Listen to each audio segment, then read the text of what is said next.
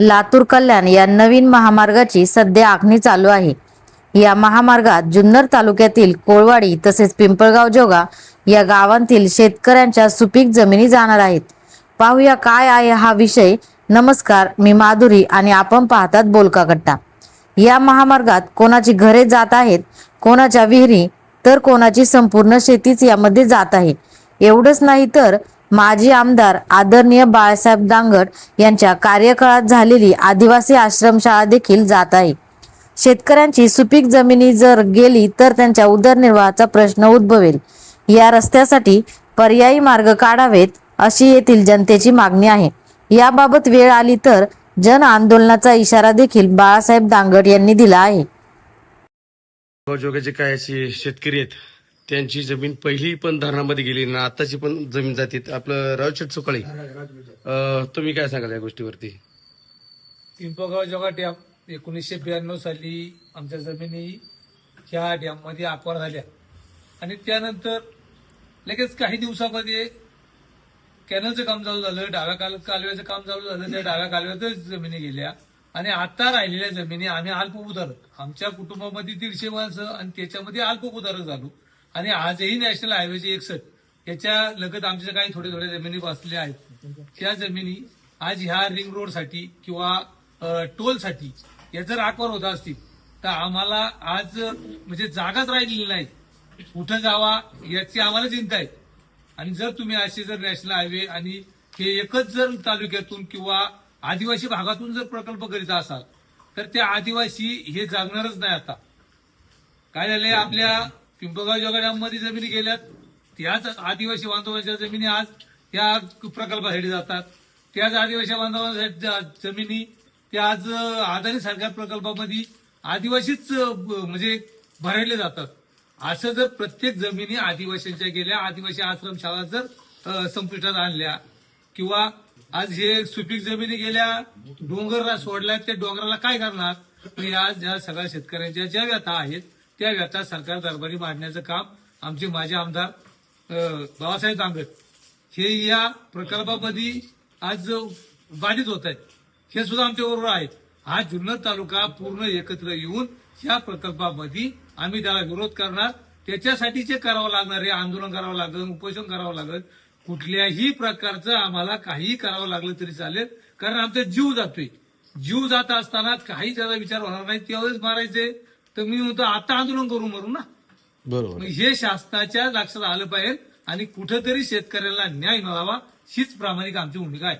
तर अदानीचा प्रकल्प येतोय, परत आता दुसरं म्हणजे टावरची लाईन पण त्याचा सर्व्हे झालेला आहे। म्हणजे जो तो हे येतो तो आपल्याच भागात येतो, पण त्या भागामध्ये असं काय कमी, या भागामध्ये सगळं प्रकल्प येणार, रस्ता येणार, टावर लाईन येणार, मग या बाबतीत तुम्ही अजून काय सांगणार पुढे? काय झालंय, काय ह्या भागाचं नेतृत्व, जे नेतृत्व आहे ते नेतृत्व करणारे कुठेतरी कमी पडताय असं आम्हाला वाटू लागले।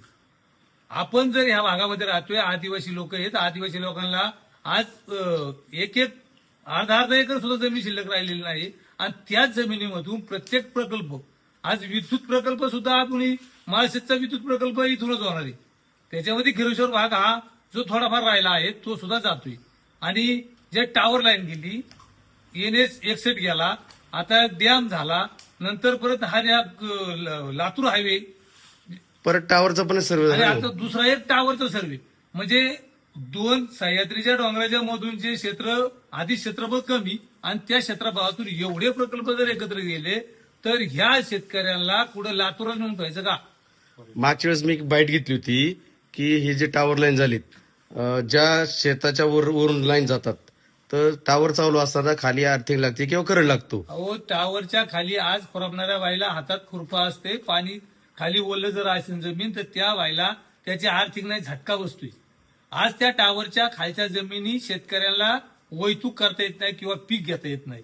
पाणी भरणारा जो शेतकरी आहे त्या शेतकऱ्याला तिथं पाणी भरता येत नाही, एवढी परिस्थिती बिकट आहे त्या टावरची। आणि अजून दुसराही टावर गेला तर त्या शेतकऱ्यांना आज काय परिस्थिती राहील त्यांची? आपल्यासोबत कोळवाडीगावची युद्ध उद्योजक बापू शेटकुमकर, आपण काय बोललाय? हा जो कल्याण आणि लातूर जनकल्याण महामार्ग आहे, तर हा जो रस्ता होत आहे हा डोंगराच्या कडेकडेने काढला होता, पण नंतर जो खाली सुपीक जमिनीमध्ये जो रस्ता आला तर याच्यामध्ये जवळजवळ आमची 100-150 एकर जमीन जातीये. आणि हे टर्मिनल जे हे केलंय, टर्मिनल जे आहे, टर्मिनल म्हणजे तुमचं टोलसाठी जी संपादित करतात त्याच्यामध्ये जर हा जो रस्ता आहे म्हणजे कल्याण अहिल्यानगर रस्ता आहे, NH रस्ता, NH 61 हा महामार्ग, या महामार्गाच्या बाजूला लगत असणाऱ्या जमिनी आज जर संपादन केल्या तर आमचे असे छोटे छोटे उद्योग व्यवसाय ती जे आहेत, आज हे उद्योग व्यवसाय जर बंद पेटले तर आम्हाला उपासमारीची वेळ येईल. आणि चांगल्या तोंडाच्या मोलाच्या सुपीक जमिनी आज जर हस्तांतर झाल्या तर आम्ही भूमिहीन होऊ. आणि त्याच्यावर कुटुंबावर याची गदा येईल. तेव्हा आम्ही कुठल्याही म्हणजे परिस्थितीत हा काही रस्ता होऊन देणार नाही. आणि त्यासाठी आम्ही ग्रामपंचायतीची उद्याला ग्रामसभा पण लावलेली आहे पांगरी या ठिकाणी. तर ग्रामसभेमध्ये पण हा विषय घेणार आहे. कोळवाडी, पांगरी आणि वाटखडीची ग्रुप ग्रामपंचायती उद्या ग्रामसभा पण आहे.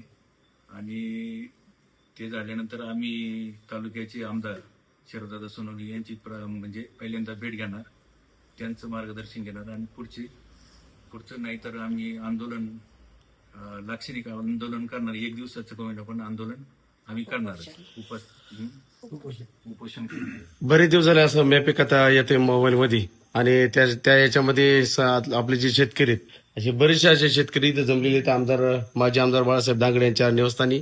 आणि काही शेतकरी असे आक्रोश झालेले आहेत की त्यांचं थोडंसं पण मत घेऊन. विशाल भाऊ, तुमचं मत काय येतं या गोष्टीवरती? काय झालंय, जो हायवे जातोय डोंगराच्या कडाने, तर त्याच्यामध्ये मॅपिंग असं दाखवलंय खाली कम से कम 150 एकर क्षेत्र त्या ठिकाणी बाधित होते. 150 एकर क्षेत्रामध्ये ना भरपूर शेतकरी या ठिकाणी भूमिहीन होतात. का त्या शेतकऱ्यांची धरणग्रस्त ते शेतकरी झालेले आहेत. त्याच्यानंतर प्रकल्पग्रस्त सुद्धा हेच शेतकरी झालेले आहेत.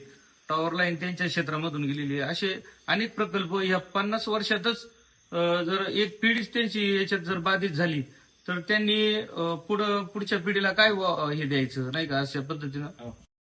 आमदार साहेब, आता हे जवळजवळ शेतकरी पिंपळगावचे आणि कोळवाडीचे आलेले आहेत, आपल्या याच्यावर निवासस्थानी आलेले आहेत. तर यांचे काही प्रश्न आहेत की आता लातूर कल्याण जो मार्ग आहे तो मार्ग जात असताना इथं जो काही लोकांची जमिनी जातात, काही भूमिहीन होतात, त्याबद्दल तुम्ही काय सांगाल? बऱ्याचशा जमिनी गेलेल्या आहेत, त्या अल्पभूधारक सर्व शेतकरी राहिलेले आहेत. आणि त्यातून हा मार्ग, पुढला मार्ग कल्याण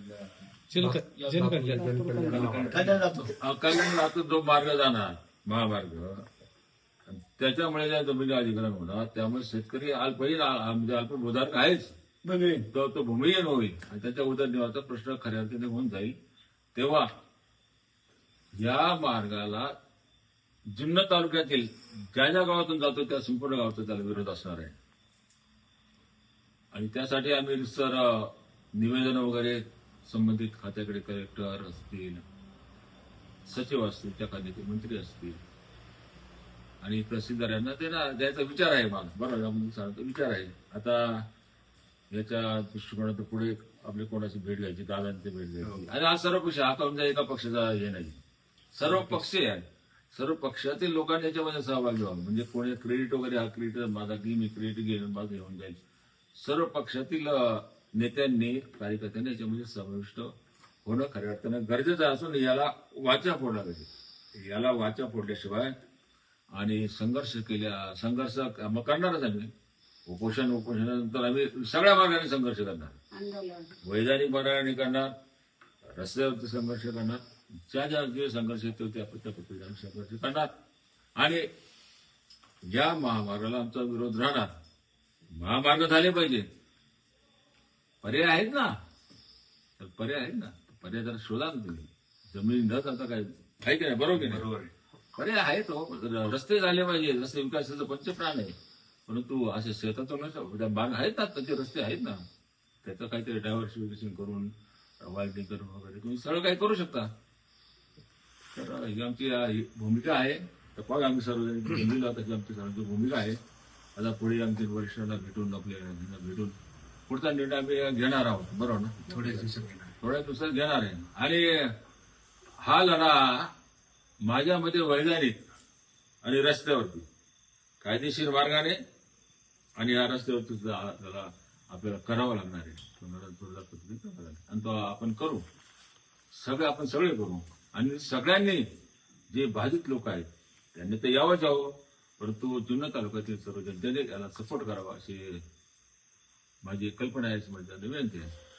ही सर्व मंडळी पिंपळगाव जोगाची आणि कोळवाडीची सर्व मंडळी माझ्याकडे आली आणि मी सुद्धा कोळवाडीचा पिंपळगाव जोगाचा हे आहे, नागरिक आहे, वतनदार आहे. काय म्हणायचं, आमची सुद्धा शाळा एवढी मोठी शाळा ती असेल त्याच्यामधून जातो, कोणतरी बोललं ना, आश्रम शाळा जिथे 500 विद्यार्थी शिकत आहेत त्या मधूनच जाणार आहे, म्हणजे सगळेच बाधित होणार आहे.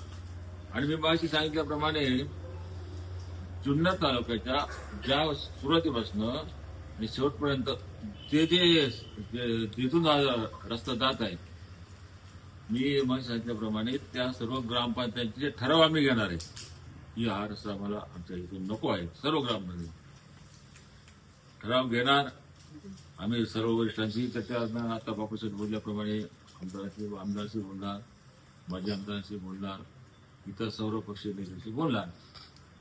आणि एक आम्ही या सगळ्यांच्या वतीने एक निवेदन आम्ही देणार आहे. कलेक्टर असो, कमिशनर असो, या खात्याचे सचिव असो, मंत्री आणि तहसीलदारांना. आणि एक दिवस आपण सर्वांनी ठरवून तहसीलदार कार्यालयापुढे एक दिवसाचं लाक्षणिक उपोषण आम्ही करणार, लाक्षणिक. आणि त्यावेळेला आम्ही शेतकऱ्यांची खऱ्या अर्थाने ताकद तिथे दाखवू. शेतकऱ्याला न्याय मिळालाच पाहिजे, शेतकऱ्याला न्याय मिळालाच पाहिजे. शेतकरी एकजुटीचा जय जवान जय किसान, शेतकऱ्यांच्या एकजुटीचा विजय असो.